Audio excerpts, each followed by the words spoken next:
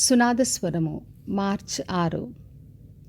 వారి మీదనున్న నా కోపము చల్లారెను, మనస్ఫూర్తిగా వారిని స్నేహితును.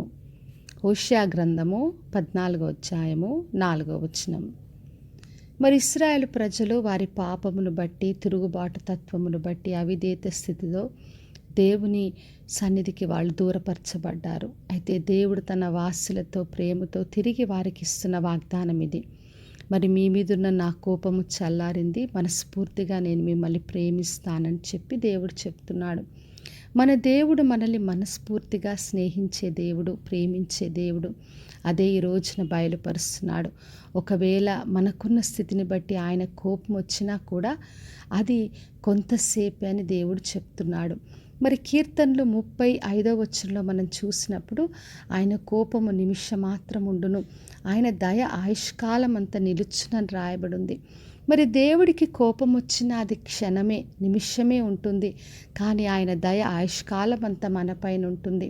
మనల్ని ప్రేమించి, మనల్ని క్షమించి రక్షించే దేవుడు. అందుకే దేవుడు ఈ లోకంను ఎంతో ప్రేమించి యేసుక్రీస్తుని లోకంలోకి పంపించాడు. ఎవరు నశించకుండా నిత్య జీవం పొందుట కొరకే ఆయన అనుగ్రహింపబడ్డాడు. అందుకే ఎఫెసీయులకు రాసిన పత్రిక 2వ అధ్యాయంలో మనం చదువుతాం. మరి మనం మన అవిధేయత స్థితిని బట్టి చచ్చిన వారమై మనం ఉన్నాము. మరి దేవుని ఉగ్రతకు పాత్రులుగా ఉన్న మనలను ఆయన కృపచేత ఆయన రక్షించి మనకు సమాధాన స్థితిని ఆయన అనుగ్రహించాడు. మరి దేవుని బట్టి, ఆయన ప్రేమను బట్టి మనము నశించకుండా నిలిచి ఉన్నాం. మరి ఆయన ప్రేమించడమే కాకుండా మనల్ని స్నేహితులుగా చేసుకున్నాడు. అందుకే యోహాను సువార్త 15వ అధ్యాయం 15వ వచనంలో యేసుక్రీస్తు చెప్పాడు, మిమ్మల్ని నేను దాసులని పిలవక స్నేహితులు అని పిలుస్తున్నానని చెప్పాడు. మరి అంతగా మనల్ని ప్రేమించే దేవుడు.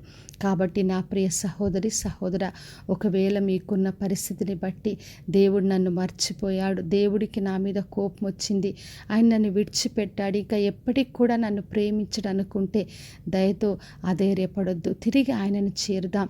ఆయన రక్తంలో ప్రతి పాపమును, శాపాన్ని కడిగి తుడిచివేసి ఆయన బిడ్డలుగా చేర్చుకుంటాడు. కాబట్టి విశ్వాసంతో ఆయనను ఆశ్రయించి ఆయన బిడ్డలుగా జీవిద్దాం. ప్రార్థన చేసుకుందాం. పరలోకమందున్న మా తండ్రి, మా దేవ, ఈరోజు ఇచ్చిన వాగ్దానం కొరకే వందనాలు. వినిచిన ప్రతి ఒక్కరిని దీవించి ఆశీర్వదించండి.